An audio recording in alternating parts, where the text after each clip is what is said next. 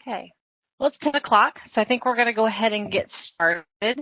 One of the questions that just came in is about presentations. So for these sessions that we've done, we have included, we're calling them packets because they have more than just the PDF presentation in them, but they are on our website. If you choose political subdivisions and then go to counties, it's right there at the top. If you have the letter that we sent that included the schedule of sessions for December, the link is there as well. You can click on there and then you can download the packet of information that we put together for all of you. So to kind of get started and talk about what today is, it's really, newly elected. So congratulations on, being newly elected to your office or being an official from another office and just moving offices. So very exciting time. What I kind of do is just want to go over a couple housekeeping issues. So as of right now, we have turned off your video and your mics for the presentation part. It just helps the broadband width and makes it an easier presentation, less hiccups. What we'll do is at the end of this training, we're going to save about 10, maybe 15 minutes for any Q&As that you'd like to have. Before we start that, what I will do is give you back control of your video and your mic so that you can actually turn on your video to see us. You can introduce yourself. We'll take some Q&As at the time. We're going to ask that you kind of just be courteous of others and try not to talk over because we can only hear really one of you at a time. So if multiple people are talking, it gets kind of confusing. The last other thing that we've got is that we are recording each one of these sessions. We will put them with the packets that we were talking about earlier on our website. Hopefully by the end of the week, all of those sessions will be up. You should be by the end of next week. I know it's Christmas. We're going to try and get out the January sessions that are moving forward, and we'll have directions of how that all works as well. We hope that you find this session very useful in navigating and, again, kind of welcome to this presentation. One last thing, chat box. There is a chat box down the bottom right, so when we get to Q&As, if you would rather enter into the chat box, you can, or if you have a technical issue during it, if you want to type it there, I'll monitor that and see if I can help you during the presentation. So at the moment, I am going to give Lori, Okay,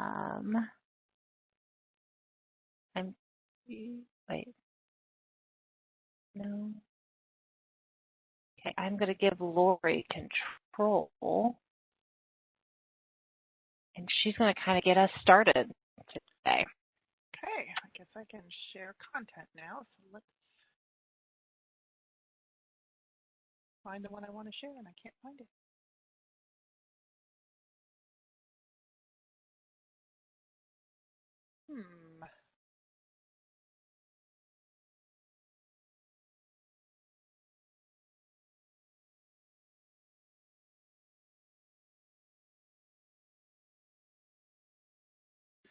Okay, well, this is frustrating.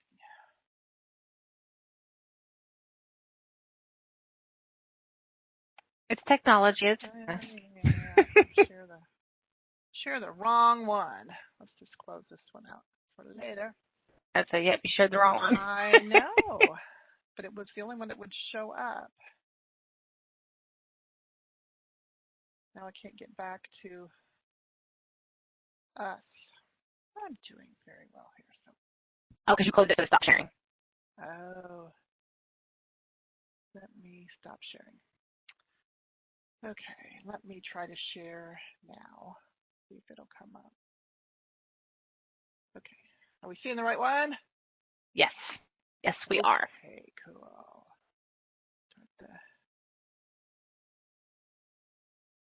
You need to flip it.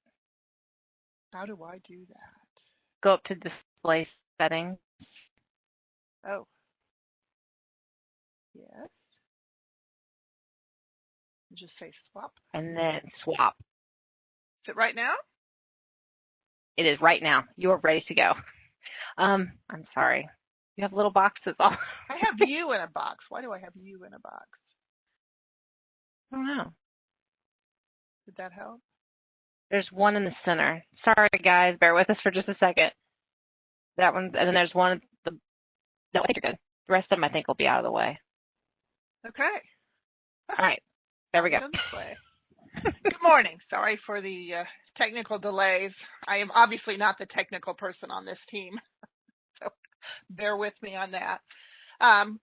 We are trying, in this session, what we're trying to do is just provide a kind of a high-level overview of your office for just a short period, and then I'm going to turn it over to Ricky, and she's going to go over some of the resources and walk you through some of the websites. We've included slides that kind of talk you through where to find them. So if you go back later, you can look at your slides, and it'll kind of give you a guidance to go back and find the areas that we looked at. But we think it helps if you can actually see what we're talking about and see what some of the resources available on those websites are.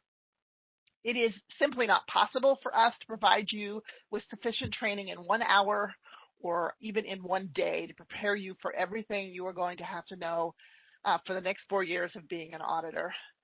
So we will have ongoing training. We're going to have newly elected sessions we have another one this month for you guys.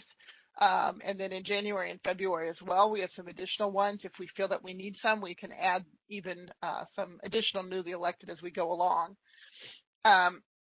We also have trainings. We're working on how we're going to do this. Normally the auditors receive training in May and October. In the last few years, we've kind of been, before COVID, we were toying with doing what we called quadrant meetings, where we would meet in a one corner, so take the state and divide it in fours and try to meet just with that section of the state at any particular time to have more of a workshop, kind of one hands-on, one-on-one. And we've done it once and it worked out really well. We'd like to do it again. A lot of it depends on COVID and when we're able to meet and the size of groups and everything. But that would be in May. And in October, we will do the annual stakeholder conference. That's everybody together in one location, and it's usually 2.5 days. AIC also provides ongoing training, and your association does training with you during district meetings. So there's ample training throughout the year. Don't ever hesitate to ask for topics. If you're working on something and you think you need additional training on it, we will do our best to include that in our training, or your association will try to include it in theirs. You can contact us directly, and that goes in the resource page, and also your association. And just remember, you can do this. It's going to be a little overwhelming, but you can do this. Other auditors have been in the exact same position you have, and they have risen to the challenge and done very well with it. They've succeeded at it. You will too, and we will be here to help you through it.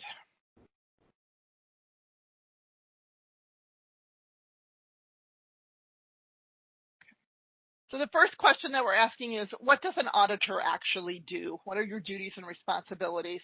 Hopefully you have some idea of what a county auditor does when you decided to run for office. But the reason I say this, and we're trying to do a starting point, is there's a true story. I actually audited once with a treasurer that had no idea, a newly elected treasurer that had no idea that their office collected money. That was like 20-some years ago, but it does happen. So we just want to make sure we're all on the same page when we're starting. And for county auditors, you wear many hats. There's a lot for you to keep track of. We're going to discuss some of these duties as I go through this, and then some of the resources available to help you adapt to your new role and keep track of everything. And we do like to say this with the newly elected: don't ever underestimate the collective experience of your staff. You have the right to make any adjustments in duties or staff as you see fit. You are the elected officer for that, but we recommend do not go in and wholesale lay everybody off and hire all new people, because there's a lot you need to know. And if you've got good staff in place, they can provide an invaluable resource. The position of county auditor was created in the Indiana Constitution. So in Article 6, Section 2, it states that there shall be elected in each county by the voters thereof at the time of holding general elections a clerk of the circuit court, auditor, recorder, treasurer, sheriff, coroner, and surveyor, who shall severally hold their offices for 4 years. However, that Constitution does not set out the duties for any of these offices and for the county auditor. It does state in Section 6 that all county, township, and town officers shall reside within their respective counties, townships, and towns, and shall keep their respective offices at such places therein and perform such duties as may be directed by law. So now we got to look at the law, which is the Indiana Code. Statute, which is in the Indiana Code, does impose powers, duties, and responsibilities. And those for the auditor are in more than one location. We're going to talk about the General Assembly and the Indiana Code and looking things up, and some of the resources for finding these statutes. The first one I wanted to put on here was in Indiana Code 36-2-9. That is a statute specifically on the county auditor, so it's a good place to start. Again, we will talk about searching the Indiana Code if you've never done that before. If you have, great. And here's, I've just listed some codes you can practice with, practice looking up and looking them over. So this first statute, again, is on the for the county auditor. As you're looking at codes, just kind of a helpful thing to remember is that the first number, the 36, is the title, and Title 36 is local government. Title 5 is state and local administration, just to kind of help you know where to start looking in it. The second number is the article. So 2 is local, is counties, county government. The third number is the chapter, and chapter 9 is on the county auditor, 10 is on the treasurer, 11 on the recorder, and so on. The statute provides information on residence requirements, training requirements, duties of the auditor as clerk of both the executive, the commissioners, and the fiscal body, the council. Your duties for drawing warrants, use of appropriations, settling claims. You know, there's a lot of information in that statute. And if you want to know where your authority lies, that's a good statute to read and understand. We certainly don't expect you to memorize any of this. We don't memorize it. But as long as you know where to look and where to find this information, if someone challenges your authority, you'll know where to point out this is where you have the authority to do what you're doing. As I said, included in the statute is the training requirements for county auditor. You are required to get 15 hours of training. 5 of those need to be newly elected, and then over the first 3 years, or the next first 3 years of term, achieve 40 hours of training. Okay. So if you attend the newly elected training that we had with AIC last week, and the sessions that we're providing in this month, January and February, you will get more than the 5 hours that you need. There are ample opportunities to meet those training requirements, so don't worry if you miss something. There are ways to make that up. There's always more than enough to get the training that you need. The second thing on here comes from Article 5, which is state and local administration. And the information is the requirement for the oath of office and the official bonds. And both of those can be found in Indiana Code 5-4-1.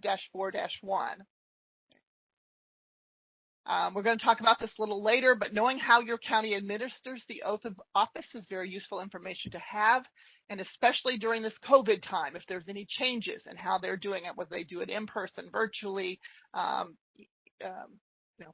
one-on-one, how they're going to handle issuing or getting those oath of offices done.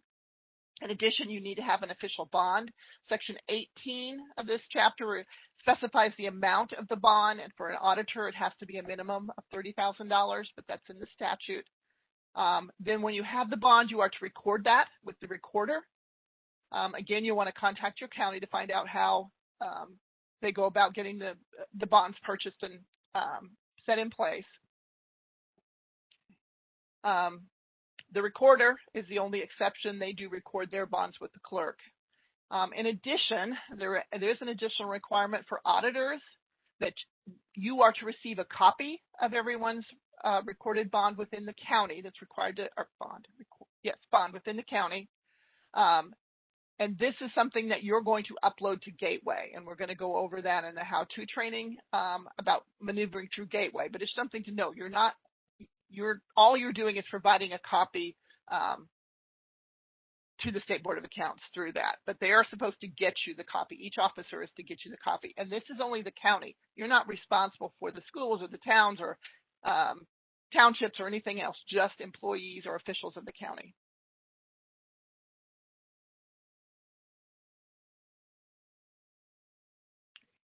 The county auditor is really the fiscal officer of the county, in that you keep the official financial records for the county. So your funds ledger is the official financial records for the county.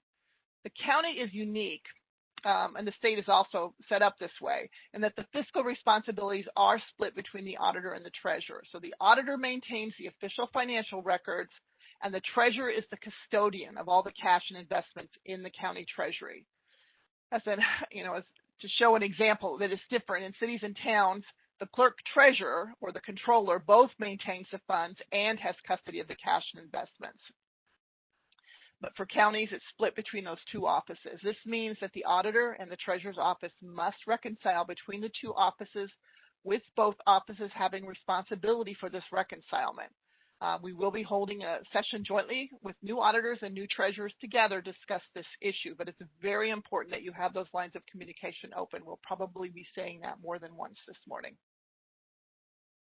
The funds ledger is the financial record for the county. We will show you where on the auditor's webpage you can find the uniform chart of accounts. We've included this in your packet of information. Fund accounting enables government entities like counties to easily monitor and report compliance with spending purposes like fund restrictions, spending limits like the budget, and other financial objectives. Fund accounting is an accounting system organized on the basis of funds. So the operations of each fund are accounted for with a separate set of self-balancing accounts that are comprised of receipts, disbursements, and fund balances. Your general fund is your main operating fund for the county, and there are many additional special revenue funds like highway, health, park and recreation, rainy day, and you can see those on the chart of accounts. That's a good resource to have, even to print it out and just have it on your desk handy. Okay. So we've established specific account numbers to use for the statutory funds, those funds that are established by statute, such as rainy day, highway, health department. It is the responsibility for the county auditor to post all of the receipts and disbursements from the county funds into the county funds, and to maintain ledgers to track those transactions. Okay.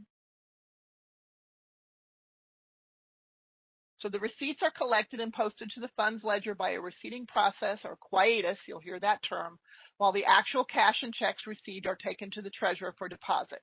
This is another thing where another situation where the cooperation between the two offices is mandatory.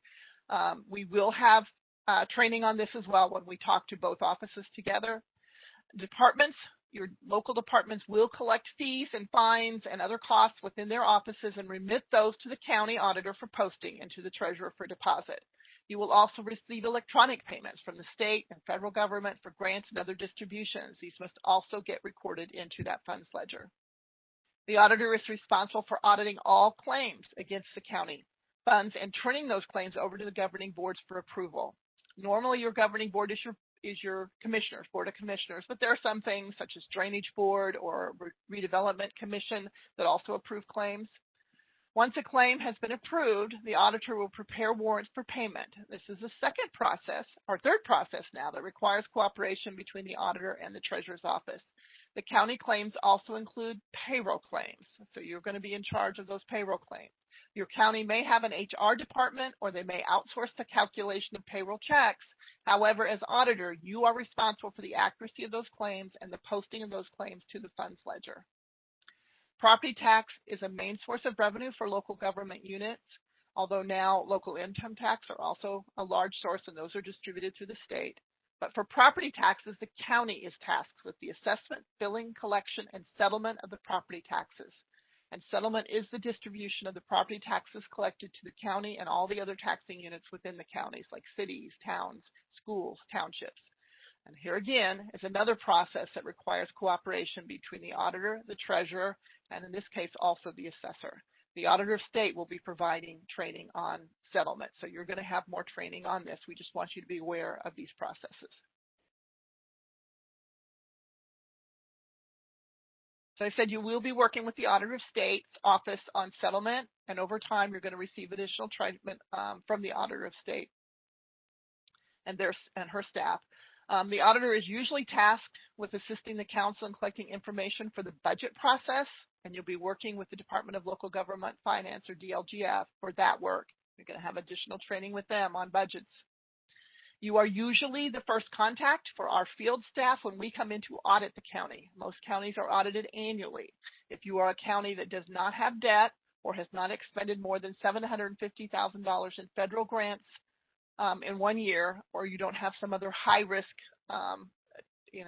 for you guys, just the fact that it's a new officer can move you higher up on the risk. You may not be audited annually. There's a handful that don't get done each year, but most counties are done each year. Remember, for your first audit, we're looking at the financial records for 2020. You are not the auditor then, so you are not going to be held accountable for those records. The first audit is a good chance for you to learn, observe what happens during an audit, make changes that are recommended, but without all the added stress of being the elected officer that's actually being audited. So it's a good time to take advantage of that. As I said again, Ricky and I will be training for auditors in May and October, as well as some additional virtual sessions like this one, and newly elected ones scheduled for January and February. We are also available for questions, either by email or phone call. We try to be as responsive as possible to all calls and emails. Remember, we do have 92 counties and all of the offices and departments within those counties. So sometimes we get behind, especially at times when we are working on training or our uniform compliance, which is our manuals and bulletins. We have included a combined calendar of duties that will assist you to remember the tasks that need to be accomplished each month. It doesn't give you a lot of guidance other than telling you the task needs to be done. But this calendar was vetted by Auditor of State and by DLGF staff, as well as by Ricky and I. It's a good resource, and it's in your packet. It's currently on our website. We will update it as there are changes in those deadlines. When those happen, we will update it and let you know. But it's a really, really good resource, especially for newly elected auditors, because there's a lot to keep track of, and it kind of schedules that all out for you. One of the first tasks that you're going to be tasked with for State Board of Accounts is to prepare and upload your annual financial report. This will be for the records of 2020. It's due by March 1st. We will be providing additional training on the annual financial report in January. So we're going to go over resources. I have one more slide, and I think then Ricky is going to take over and show you some of what I've talked about on our actual State Board of Accounts website. This is Ricky and my information. We are both directors over counties. We have a six-person directors unit, because we also have directors over city, towns, special districts, schools, and townships. And you may interact with them depending on when you call and whether or not we're available. But the majority of the time, you're going to talk to either Ricky or I. Our phone number is listed on here, and our email. We use a joint email because that way if one of us is not as available, the email doesn't just sit there. The other person is going to have access to it and get answers out as quickly as possible. And as I stated, we do try to be as responsive as possible. Sometimes it does take more than 15 minutes to answer an email, and yes, we have gotten a call 15 minutes after an email was sent saying we hadn't answered yet. But really, do not hesitate to contact us. There are no stupid questions. You aren't bothering us. We will do all that we can to get you an answer to your question if we can. We're not lawyers, so you're going to hear a lot, and you're going to get tired of hearing that. We cannot give you legal advice. We can tell you how the issue may be treated during an audit, which is called our audit position. However, if we tell you that we will not take audit exception on something, it doesn't necessarily mean that the position would hold up in court. We may have to direct you to other agencies if State Board of Accounts is not the appropriate agency to answer your question. It might be the question should be answered by the Public Access Counselor or the Auditor of State's office or DLGF. The Auditor of State, DLGF, and State Board of Accounts, we do meet monthly to discuss issues at counties, and we try very hard to provide consistent answers so that you're not getting different answers depending on who you call. If we do provide you guidance in an email, and you can ask for it in writing through an email, we keep that email for audit purposes because it is our audit position.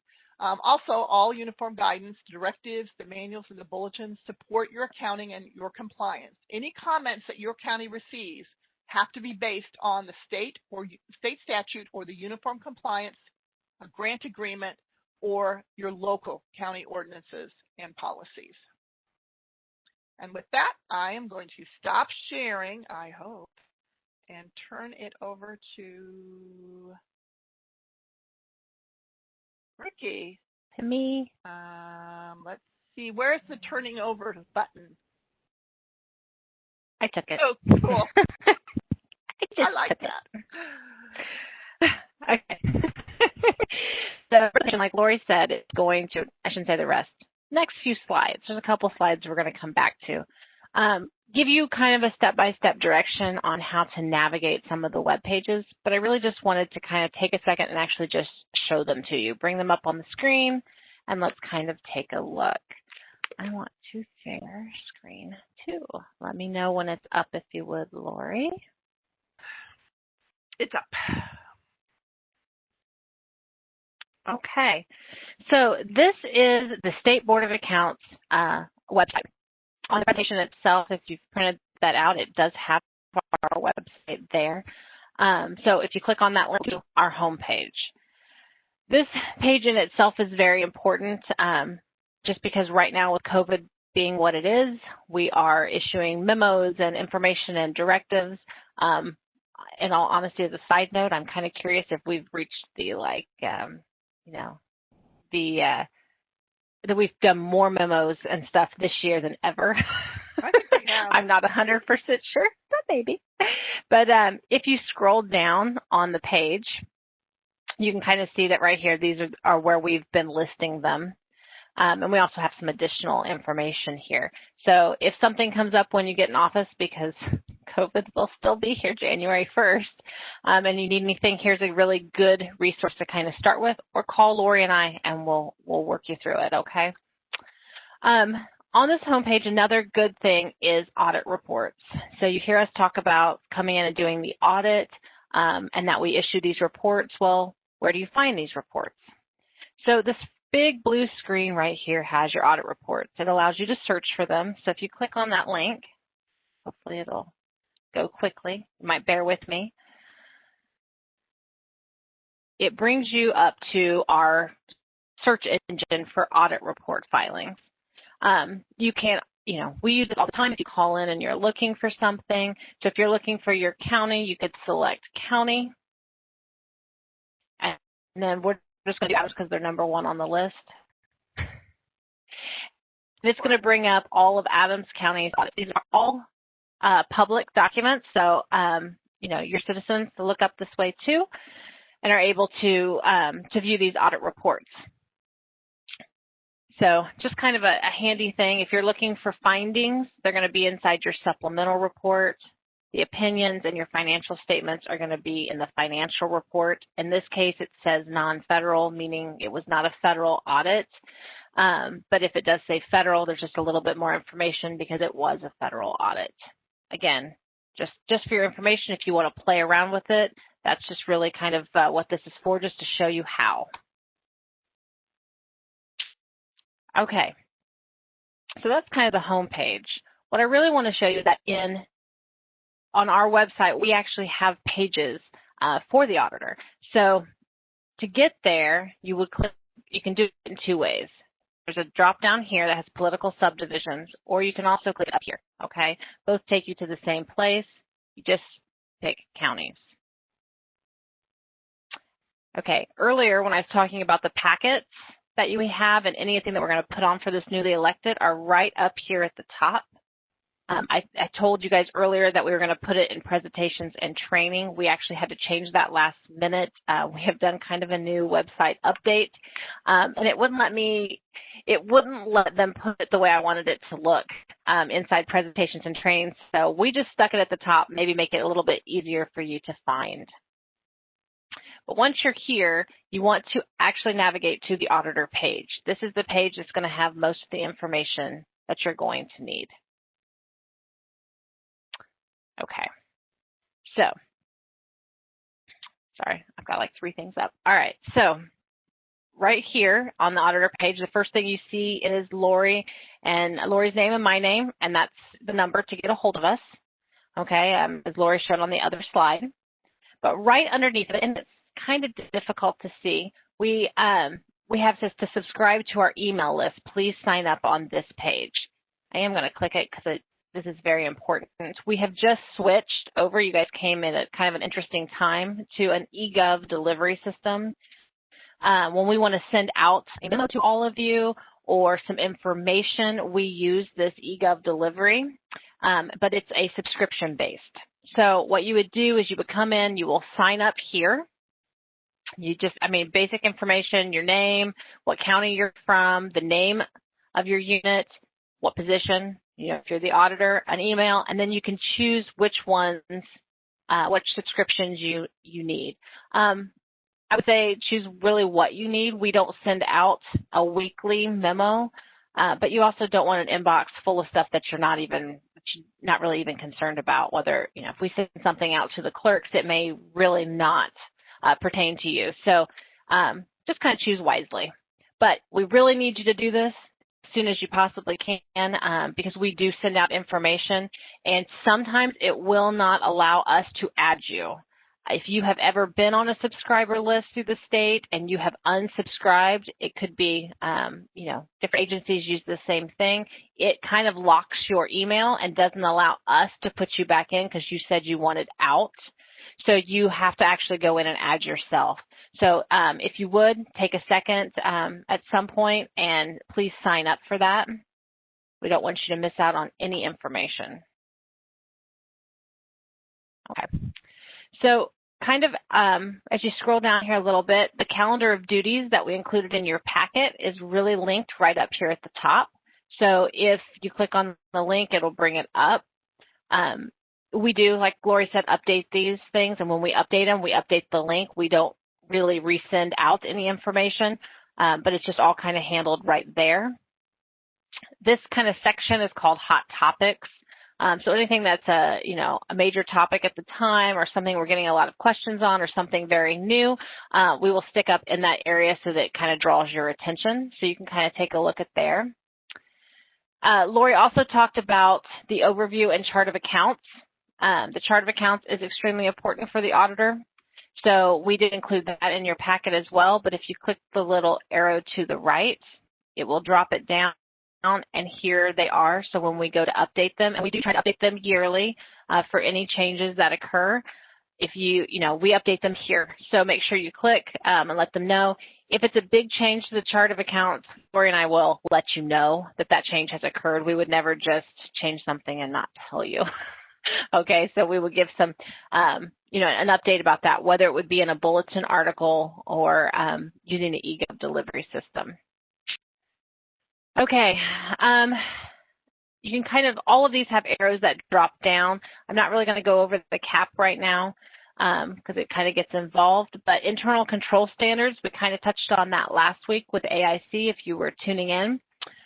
This is kind of where I talked about here's the standards, what the policy that you need, required certifications. It talks about the training. It has the video. It has a video you can watch, and then up here is the certification form. That's the form that once somebody has watched it, they need to have a form on file. We do audit for this, so it is important that this is being done. You also answer questions about it when you're filling out your AFR, and again, we'll train on that a little bit later. Okay. Another important piece of your website is the manuals and the bulletin. Lori and I were just discussing this morning. The auditor's manual is a little outdated. Okay, well, we realize that. We use the bulletin to update information that goes with the manuals. We are going to work on trying to get this updated this coming up year since we have updated our website. So look for that to be forthcoming. We also include the internal control manual. This is a great tool to if you really love internal controls and you really want to dig deep, it's really kind of a great place to start. We also have a technology manual here too. again, I'm not trying to overwhelm. I just kind of want you to be able to see these things and give you an opportunity to maybe look at them, know where things are, kind of play with them. Don't memorize anything. Will not be tested on any of this. Down here is the bulletins. We do put out a bulletin quarterly. We do, what do we do in March, June, September, and December, I believe. You would think I would know this.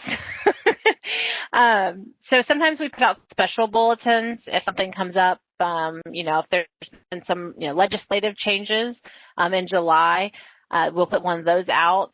This past year, we did a special edition in October, which was just really questions from our virtual auditors conference. We wanted to make sure to get those out there. We tried to label them. If you see, they do say special edition on there. We included the December one, which has been released, but has not been linked here. It's on another one. So I'll have to make a note to get the December one linked onto the auditor's page. But it's out, so we did include that in your packet just so you could kind of see what the bulletin looks like. One of the good things about the bulletin is at the very, very top, there's a link right here. If you click that link, it takes a second, it does open an index. So every time we put out a bulletin, we update this index to let you know where an article is. So if you were looking, trying to find one that I wanted to do, I was going to do down here. I mean, it's like 24 pages. Just say home rule, let's say. You would kind of scroll down. Over here is the bulletin articles that would pertain to that. So the first 3 digits, okay, are the volume number, and the last digits are the page number. So in this case, it would be volume 380, page 12 through 14. And that way it's kind of an easy way to determine without having to look through all of them. And the volume numbers are all right here. Okay. We only keep 10 years up at this time. So every time we put out a new bulletin, we delete the 10-year volume from that just because we are updating all of that information. So all that information from the one we're deleting has been updated and put into the new one. Okay. Let's see what else we got here. Make sure I cover everything. Okay. Normally when we do any kind of trainings, we do a spring and a fall for auditors, we will put stuff underneath presentations and training materials. I'm going to unlock that. We've had a lot of virtual conferences this year due to COVID. So we have not only put the presentation up here, but we have recordings available as well. And we keep them up so you can kind of see how many we've done for a while. But anyway, that is where all that information is.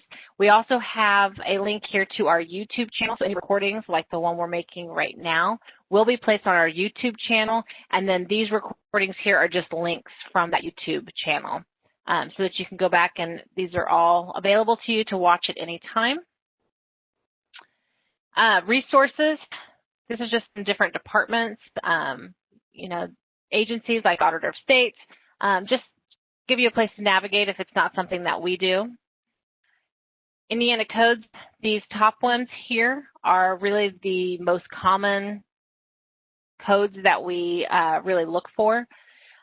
So we've got those, but if you go under other miscellaneous, those are going to be more county auditor centered, okay? So if you want to click there and see if you can't find a statute, it may be here. If not, you can call me or Lori, and we'll help you find the one that you're actually looking for. If you do have your audit and you want to send a comment regarding any of our staff, you can do it right here. Again, it just accordions down and some information you can put in there. And the last part on this website that I wanted to talk about was the responsibilities under Indiana Code 511-127. This is where if you are aware of any like errors, anything that's kind of irregular, any kind of loss done to the county, this is where you would report it. It's a requirement under, IC 511-127. And so anyway, this is the information where you can fill it out, and then you just kind of submit that form, and that gets sent to us. We are developing a search feature. I'm not 100% sure where that status is at the moment, but it is going to be rolling out here, I believe, shortly, I hope, right? I mean, we're hoping for shortly. We're trying to make, to make the website more user-friendly.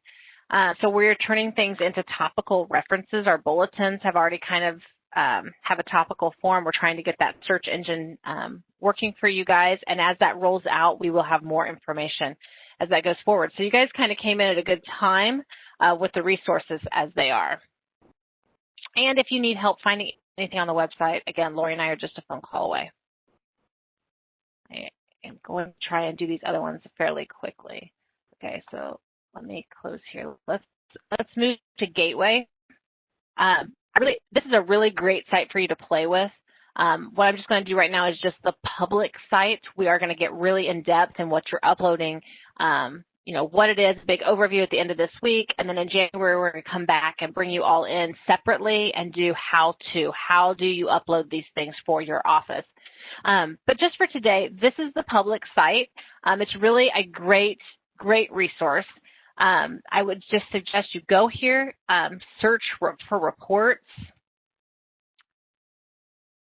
I probably won't do an example. I'll just bring it up to show you what it looks like. You can either click here and search by your unit if you wanted to, or by another unit. Just kind of play around with it. It shows you the annual financial report. You can look up from 2019 forward. Obviously, 2020 is not there yet because 2020 is not over. Some of these are ours and some of them are DLGFs. So like your budgets and stuff, it's still public. This is all public stuff, but you can play around and kind of look to see what you can find, what's out there. Your 100 Rs that you're going to have to be doing here, by the end of January. You can you click here, take a look at what was submitted last year if you wanted. Just a wealth of information. And this is all the public information, the public side of Gateway. You do have to remember that Gateway has two sides, the public face, and then there are some stuff that you're going to upload that are not public documents. And like I said, we'll go over that on Thursday.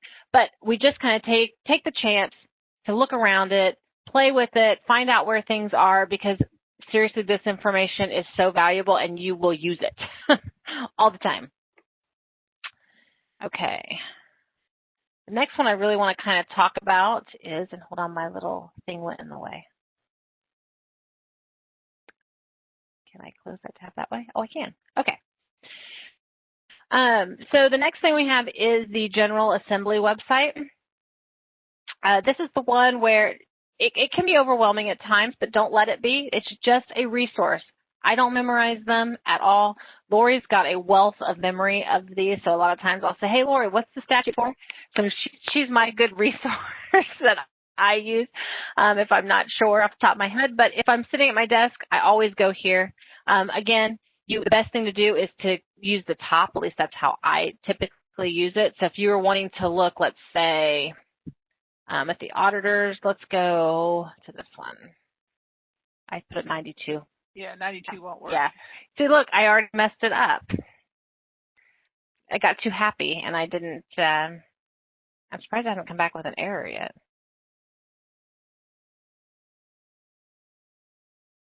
Go back.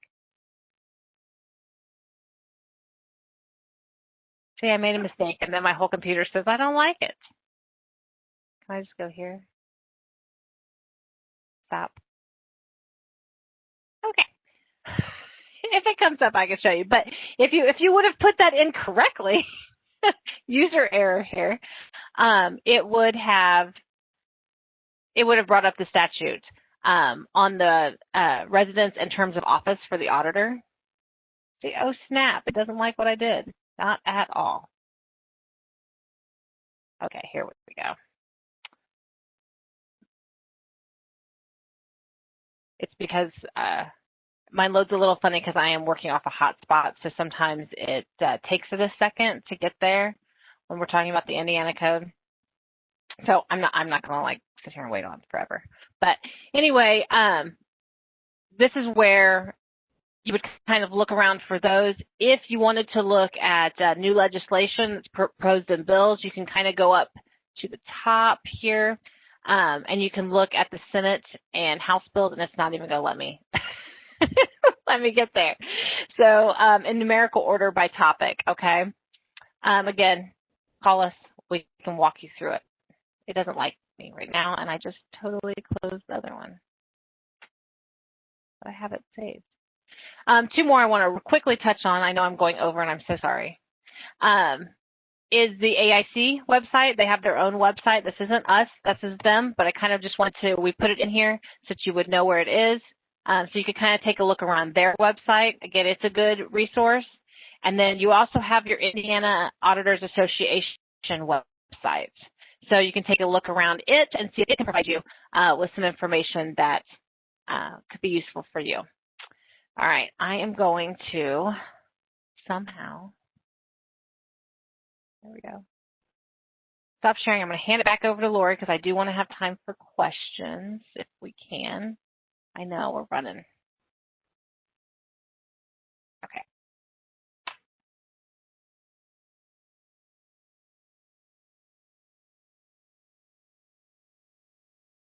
That didn't work.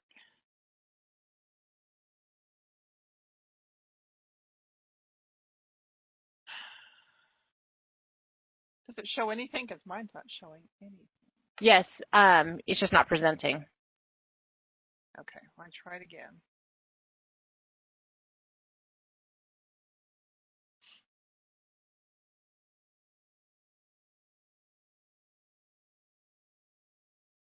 There you go. I went back to the beginning. I hate when it does that. I know, sorry. I'm going to page through here because we didn't. You're on 14, yeah. Okay.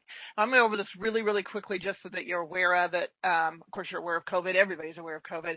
But that may have impacted things that are happening in your county. Make sure you have a contact person, whether it's a commissioner, a council member, another elected official within the county so that you can get kept in the loop for whether the courthouse is going to close, because this can happen on a daily basis. It's open and the next day someone tests positive for COVID and they close down the office, or they close down the courthouse entirely, or they restrict the public. So you need to be kept in the loop so that you know in January how you're going to be able to access your office. It's something we always advise you to do, but during COVID, you need to make sure that you have some additional plans in place on that. Make sure you know who to contact, who to call. Again, we talked about it real briefly, but find out how your oath is going to be given. Is it going to be done in person? Sometimes counties like to do ceremonies. With COVID, maybe they're just going to do it all virtually, but just find out how it's going to be done. How are you going to get into your office if it's not closed? How are you going to get into the courthouse itself? How are you going to get into your office? Make sure you get that kind of worked out before January 2nd. And make sure you have access to your email and contact information if you do have to work remotely, which I hope you do not, but to start your office remotely is going to be very, very difficult. So the more access you have to get some of this information, the better off you will be on that. And the other thing we talked about real briefly last week is ongoing operations. So the auditor's office should have a plan for continuing operations during an emergency, whether it's how staff is going to be altered. Some come in Monday and some come in Tuesday, example, to make sure that you don't have too many in, whether it's how you're going to deal with the public, appointment only, where you're going to have a room for them to be able to look at records or get their information that way. So make sure that you're aware of this plan. It's hopefully in writing, and it's something that your predecessor auditor can leave for you. We did issue guidance in April, and it's available on our website on that homepage and that list. It's called Continuity of Essential Operations. So if you want to see what we gave out in April and what you're looking for, that's a good source for that. So again, find out if a plan has been established for your office as well as for the county, and try to get a copy of that. And I'm going to shut up now so we can do questions. Okay, I'm going to do these individually. So I'm going to stop let me see here. sharing somehow. Yeah, I am giving you control back one by one so that you can turn your cameras on, turn your mics on if you would like. We ask that if you are going to ask a question, if you could please tell us who you are and what county you represent. But I can't make this one work, and I don't know why. I'm not frozen, am I? No. Okay, viewing Lori's screen. So I probably did the stop sharing wrong. Just a second. Try this. Is this working? oh, that's way better. Now I see you. Cool. Okay. Well, Tony, I can't change you. So I'm not really sure why. Let me see if I close it and come back into it.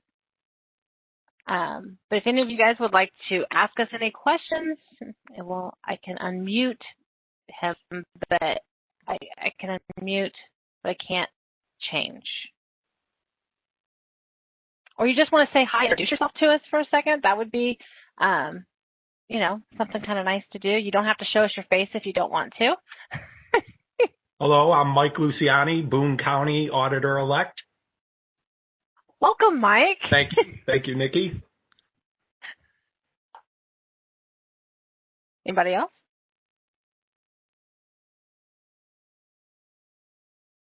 You don't have to be shy, I promise. I guess this must be the year for Mike's. I'm Mike Whitekins, the newly elected auditor for Gibson County. Welcome, Mike. And thank you for your presentation today, for one thing. I've enjoyed it. There was one section where you said we needed to register, and you showed where we needed to register at, and I was making notes and looking at my printouts, and I missed where we go to register for that. Okay, it's at the Auditors page. Okay. Sorry, I got a little feedback. On the Auditors page, right underneath the contact information, it'll say subscribe, and there's a link. Okay. If you can't find it, you can give me a call, and I can walk you through it again. Okay. Thank you. You're very welcome. Mike Luciani again, I'm sorry. Do you want the, once we get our official county email there, I'm assuming? Please. Yes, please. That's a good point. Send to us. Yes. Because yes. we're sending the newly elected not through eGov. Yes, we're not using eGov for the newly elected because we can't parse you out inside there. So we're doing that outside of this. So please, if you send it to us, to the counties, and subscribe with it. So it's a twofold thing.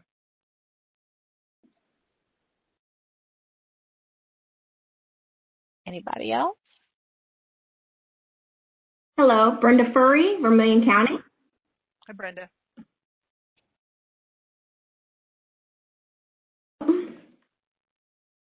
I didn't talk over Brenda, did I? No, you're fine, Roger. Okay.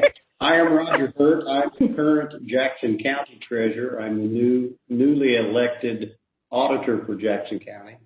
I guess I'm going to start doing that on January the 1st, huh? You just guessed. Okay. All right. I've got you and Lori on speed dial. I want to know that. You're set. All right. That's right. Thanks for the presentation. I've enjoyed every bit of it. And you will be hearing from me, I guarantee. No problem. We expect to. That's right. Kathy's not going far, but she's already got a T-shirt that says, "Not my problem." Well, thank you very much. All right. Okay. Is there any more? Any other questions for this one? Or just to introduce?